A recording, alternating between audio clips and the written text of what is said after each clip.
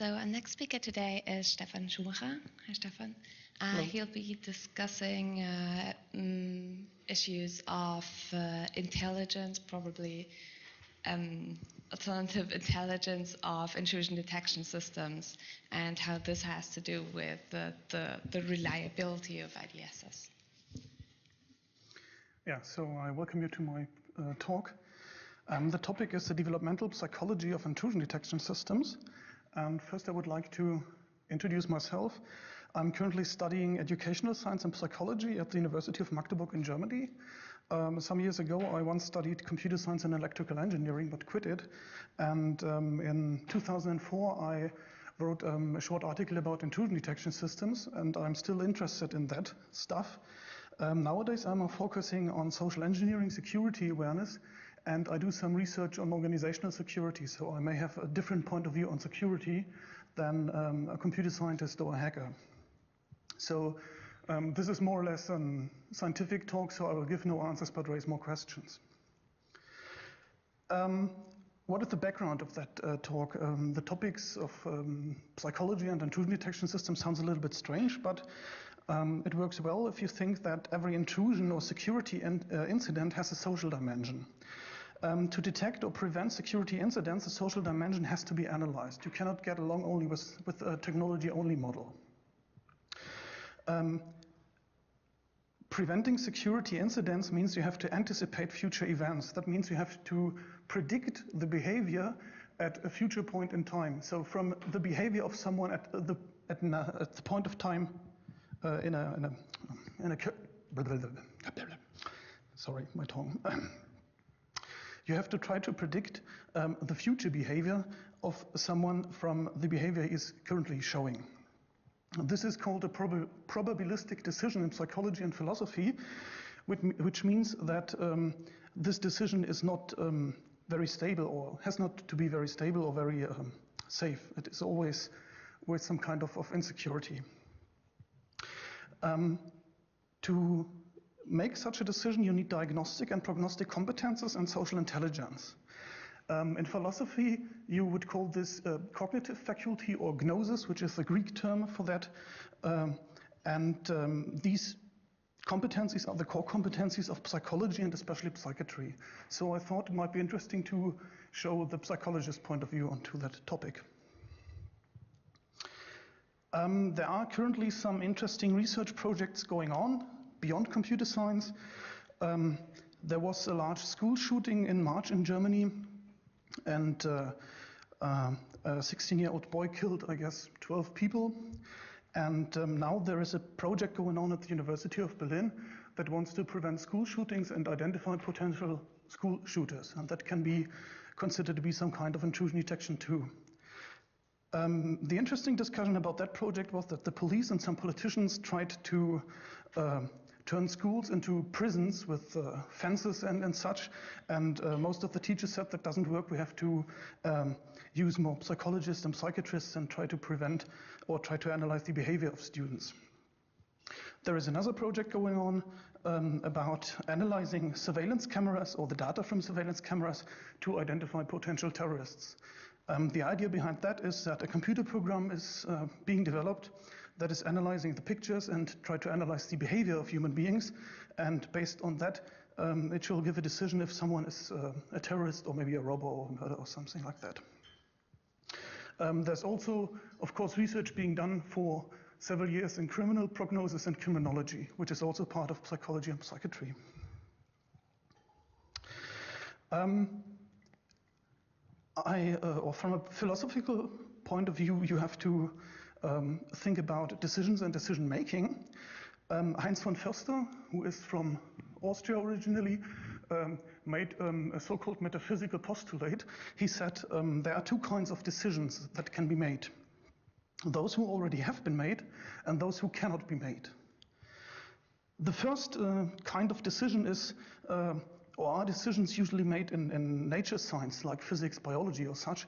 For example, is the Earth the center of the universe? This is a decision that has not to be made by mankind. We just have to discover if the Earth or the Sun is the center of our universe. So at one point in time, the geocentric model was considered to be the one and only model of universe, but after some time it was overwritten by the heliocentrical model. And this is usually the core of the scientific philosophy of natural science.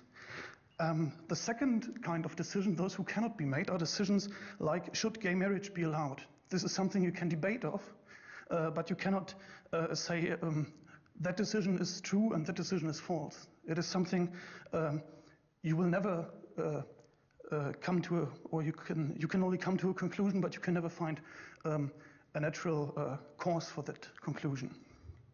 So with regards to intrusion detection or computer science, the verification of a computer program, the theoretical mathematical verification of a computer program is a decision that already has been made. So either the computer program is free of errors or it has some errors. And for example, if you check for buffer overflows, or the check for buffer overflows can be automated because you can write a program that checks a computer program for such kind of errors. The second kind of decision applies to human behavior. For example, if the current behavior Mr. X is showing just friendly, or is he trying social engineering? So is he trying to attack me, or is he just a nice person that holds the door open for me? And this one cannot be automated. The second decision cannot be made by a computer because a computer is not able to do a debate. A computer is a deterministic automaton and is only able to conduct those kind of decision. So now I would like to switch over to the developmental psychology. The developmental psychology was mainly influenced by a Swiss biologist called Jean Piaget. He was born in 1896 and died in 1980. And his main research topic was how humans generate cognition. So he analyzed children, especially his own 3 daughters, and he analyzed the development of children. And he created a theory that is called genetic epistemology, and which influenced not only psychology, but also philosophy, social science, and a lot of other fields of science.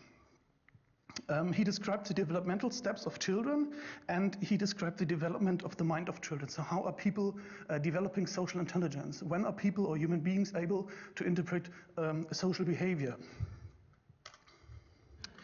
So my idea is now to use the genetic epistemology to create a theory of intrusion detection that offers diagnostic and prognostic competences, social intelligence, and cognitive faculty.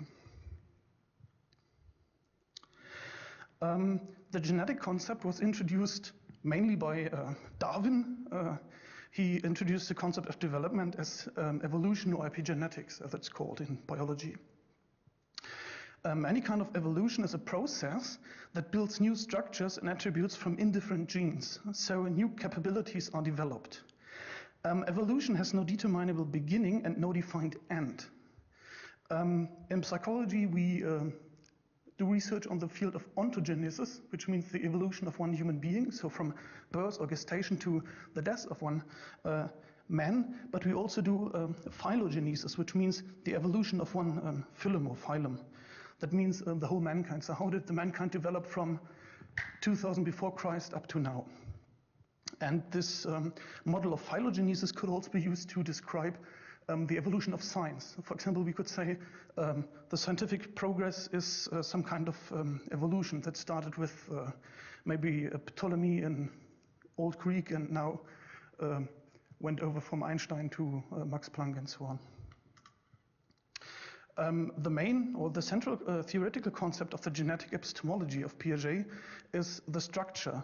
The structure is the nucleus of development, and it predetermines the direction of any development. The structure has been inspired by the biological concept of holism. Holism means that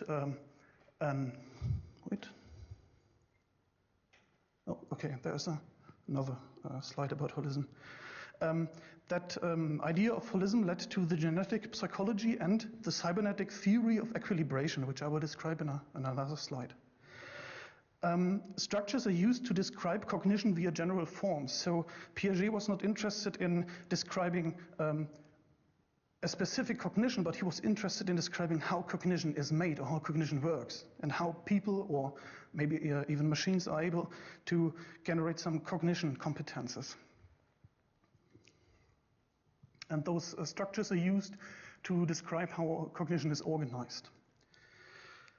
Piaget, as a biologist, viewed the human mind as some kind of organism which is differentiated from the environment. So the organism of the human mind lives in an environment, but it is differentiated from it, but it also interacts with it. So the human mind does not exist in some kind of vacuum, but it exists in an interaction with other people, with the world, and so on. Structures are, in a general definition, systems of interrelations between the elements and between the elements and the whole. So we have interactions within our mind, and our mind interacts with the world and the environment. Structures are non-static. That means they are able to develop, and they are self-organizing. So actually we do not organize our structures, but the structures organize us. So our mind is created or organized by the structures itself. This led to the conclusion that the whole is more than the sum of its parts. So cognition is more than just the sum of single perceptions. The cognition of a human mind is more than things I'm seeing or things I'm hearing. A structure can be used on thinking and world, so I can use a structure to describe how thinking works, and I can use a structure on how to describe something in a world works. For example, we can build a structure of the DeepSec conference. It works on mind and matter, so therefore we can also describe the interaction between cognition and reality. Each structure is just a momentum of an uncompleted and uncompletable process of construction. So we cannot say that a human mind or a structure at one point in time is ready and there will be no further development. There will always be further development for any structure that is available. He was then asking or wondering how structures are created or updated. The basic structures are created by hardware, for example, the brain. Each newborn child has functions its brain is capable to do, and for an IDS or computer, it would be, for example, the CPU. A digital alpha has another structure than an Intel Pentium or another computer CPU. Structures are used to assimilate objects, but objects can also accommodate structures. So assimilation is a function where subjective structures are used on objects which are assimilated into the structures. So whenever I approach a new object, I have to, or my structures assimilate that object into so. So when I first see a new fruit, for example a banana, I have to find out what it is, how I have to eat it, how it tastes, and so on. But each assimilation is mutually dependent to accommodation. Accommodation is the vice versa process where the object influences the structure. So when I'm first seeing something new, this new object is also influencing the structures or my mental representation of the world. Each action a human being is doing invokes assimilation and accommodation. So we cannot live without that. And whenever we are doing something, these processes are going on. And perception is usually organized, or perception is organizing external events with existing perception structures. So for example, if you're colorblind, you cannot see red and green letters, or you cannot determine if a traffic light is currently flashing green or red. So your mental representation of the world or of the reality is influenced strictly by those structures available by your brain. These are some pictures I used for human development. For example, the first structure any human being has to develop is the structure of crawling or scrabbling, and once you are able to crawl, you can start walking upright. And when you are able to walk upright, you can then start to, for example, ride a bike, and then maybe you can take lessons in ballet dancing. But you cannot strictly go direct, or you cannot go directly from crawling to ballet dancing because the structure of walking upright is not yet developed. So this is some example for a development process. Another interesting point is, especially for psychologists and teachers, about learning motivation. Why are people interested in learning, or why should people learn? Piaget has no explicit motivational theory, but he says that the structures should be kept equilibrated. So he says equilibrated structures are failure resistant. There is no failure possible within these structures. And non-equilibrated structures cause a cognitive conflict within the mind of a human being. He did not describe why or how this conflict happens, but he just said that it happens. And once it happens, any human being is interested in bringing the structures back into an equilibrated point. That means that structures are liberated step by step. So going back to the pictures, you can see that, for example, that child still has to learn how to use his leg or her legs to walk upwards.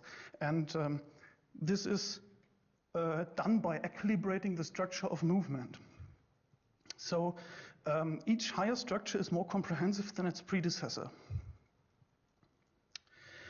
Piaget also said that cognition is more than just collecting data. So it's not about collecting data and putting it into a database, but it's also about using reflection and construction to create new structures. So people have to reflect about the structures they are using and how they are influencing experience and cognition. For example, each individual attending the DeepSec conference will have its own point of view about the conference because the personal biography is influencing the way how you are seeing this conference. Once you've done, or once reflection has started, new structures can be built. And any developmental process is influenced by older structures. So the biography of any human being influences the learning process of any new task. The consequences are that epistemology will lead to at least some kind of identity. That means each IDS will be unique. So in case you are able to program an intrusion detection system that is able to really learn, it will generate some kind of own identity. So if you deploy an intrusion detection system maybe on the network of Google and another one on the network of Microsoft, and after some time, both IDS will have some kind of unique identity, and they are not comparable anymore. That means that the IDS of Google might detect an intrusion which the IDS of Microsoft might not be able to detect. So that would mean we will require some kind of asset diagnostics on IDS, because learnable IDS are no longer comparable to each other. For example, if you take a simple virus scanner, which is using just text scanning to detect a virus, you can say that a virus scanner with a lexicon or a dictionary of 1 million viruses is better than a virus scanner with a dictionary of 1,000 viruses. But this is not possible to say about an IDS that is learnable, because you cannot say or see if an IDS already has learned to detect one attack. So we would need assessment centers or asset tests to make a diagnostic if an IDS is working or not, or if an IDS might be able to detect an intrusion. Being an epistemic IDS means also that it might be able to detect new attacks, or as the psychologists say, it has the learning potential to learn the skills required to detect attacks. It does not say that it will develop these skills. Even if an IDS is able to learn, it might fail at detecting an attack or an intrusion.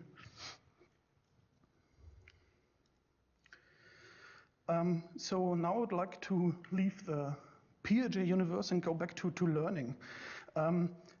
What is, or in my opinion, real learning is required to achieve proficiency in ID. With real learning, I mean a more psychological definition of learning and not a computer science definition, or the definitions currently used by computer science. One point each and every psychologist would say is true is that learning always requires a feedback loop. So one cannot learn from an unidentified attack. So it is not able to create a program or to train a human being to learn from an attack that has not been already identified. So we cannot identify, or it is not possible to automatically identify new attacks or currently unknown attacks. So we still have the diagnostical problem of predicting the future. I would like to give just a short example about that from learning theory.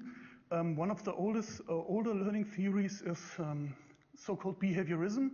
It has been influenced by Pavlov, who made the experiments with his dogs about operant conditioning. He rang a bell and gave the dogs some food, and when he then only rang the bell, the dogs started to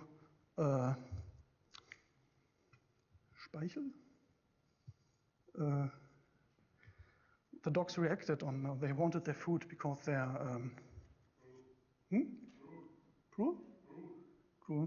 started to salivate. Yeah, they started to salivate though. Skinner, an American biologist, made some experiments with rats, cats, and dogs on so-called operant conditioning. He used rats, put them into his so-called Skinner box, and he taught them how to, or he installed several buttons in the cage, and when they pushed the right button, they got some food. And after some time, they learned which button is the right, and so they pressed on the buttons and got more food and food. And from that experiments, he created his theory of learning, which was later turned into the theory of cybernetics by Norbert Wiener. And cybernetics also influenced mechanical science and physics. But the problem is, and that's the reason why behaviorism was later dropped, they consider learning to be a simple stimulus-response mechanism. But a simple stimulus-response mechanism is very easy to be programmed. So each computer is able to react like that. Each computer program is a stimulus-response mechanism. So the mechanism is described in these 5 points. Teach the information, give the student a book, or give the computer some kind of new data, give the learner time to understand. The behaviorism does not explain how learning actually works. Then the teacher should ask a question on the subject taught to determine if the student already has understood the subject. And then you have to give, or the teacher has to give feedback based on the quality of the reaction of the student. So we still have that feedback loop. So whenever a learning process has to be started, we need some kind of feedback. And each and every intrusion detection system, or each and every human being interested in learning about attacks, has to get that feedback reaction. So there has to be already an analysis of the intrusion. So we cannot, or the human being or the computer cannot learn from a totally new attack no one knows of. So learning means we have to analyze an attack or an intrusion, and then we can try to create a didactics of intrusion and attacks, and then we can try to use it to teach those events happened. But we cannot create or develop some machine or train people to learn from events not yet analyzed. This is a model of a working ideas and training in my point of view. So my conclusion or currently working hypothesis in research are security is a social problem. Security is not only a problem of a technological dimension or a problem of computer programs or a problem of virus scanner or monitoring network traffic.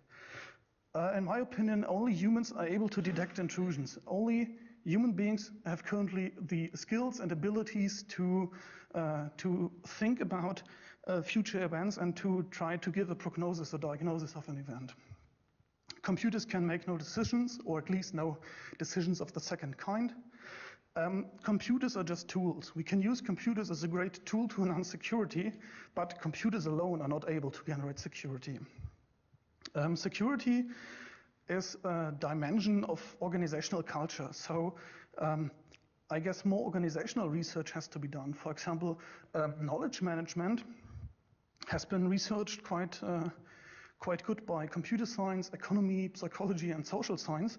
And some of the results of knowledge management could perfectly be used on organizational security. So how should the organizational culture be influenced to stimulate people to think about computer security, think about security awareness or such.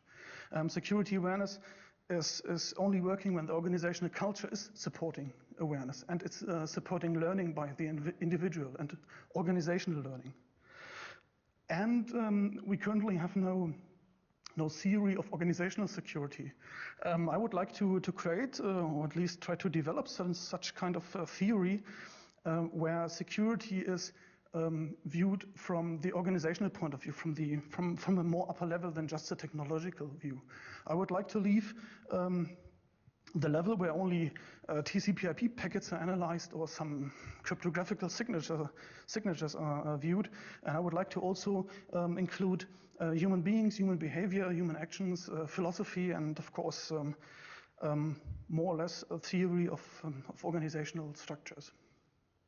So once again, from my current experience as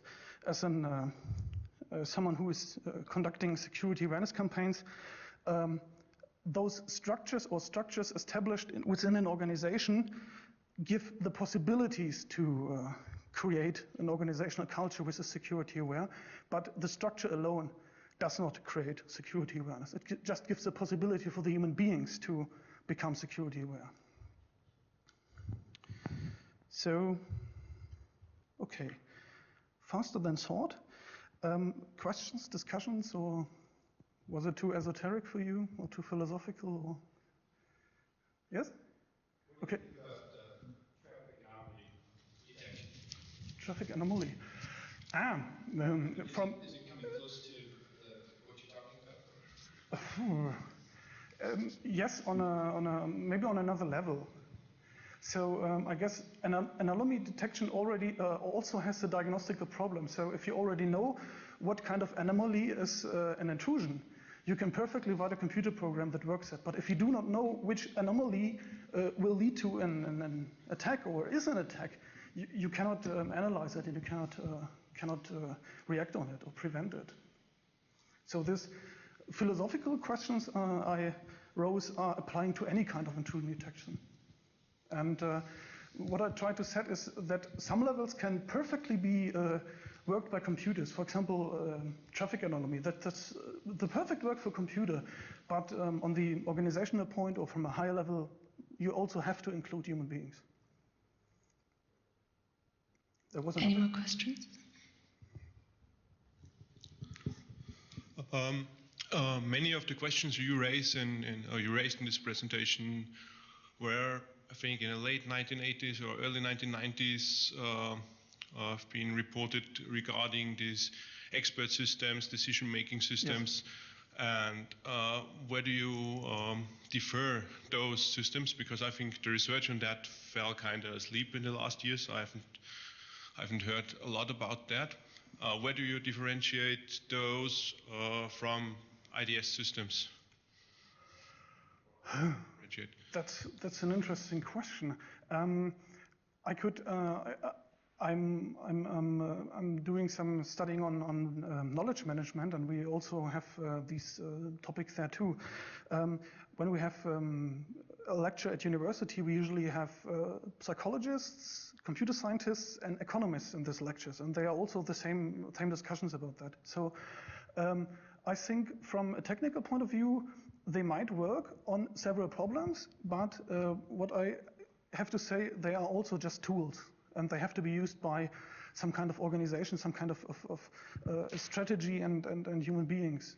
So a lot of these points that have to be discussed here by organizational security research have already been discussed in knowledge management, decision making, and such. And like with traffic anomaly detection, it works on some problems, but it works on others not.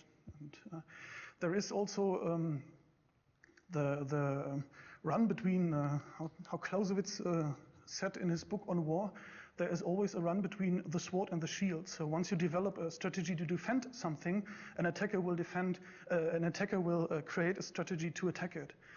There was an example. I read a book about the Israeli El Al airline. They used trained psychologists at the airport to look out for potential terrorists. So they stand there and they had some kind of checklist who might be a potential Palestinian or Arabian terrorist. And they looked, for example, to those Palestinian or Arabians who had beards because they are forced by their Quran to have a beard. And once the Palestinian terror organizations realized that they were looking for men with beard, they tried, the terrorists shaved and wore a business suit. And so the LR fixed the checklist and said, okay, also look out for business suits and shaved Palestinians. And once the Palestinians realized that, they used women because the Israeli defense forces and LR didn't expect women to carry bombs. And so they had some kind of run, and that from a strategic point of view will also happen to any kind of defense technology. Okay. So anyone interested in developing a strategy on defense should read Clausewitz on War. It has been written in the 18th century by a German colonel, and it's giving a lot of still working hints on developing a strategy. Do we have any further questions? No. Okay. So if you're interested, if you have further questions or suggestions, feel free to contact me. I also have business cards here. I'm, like I said, interested in doing more research on that. So maybe we could get in contact. Okay. Thanks.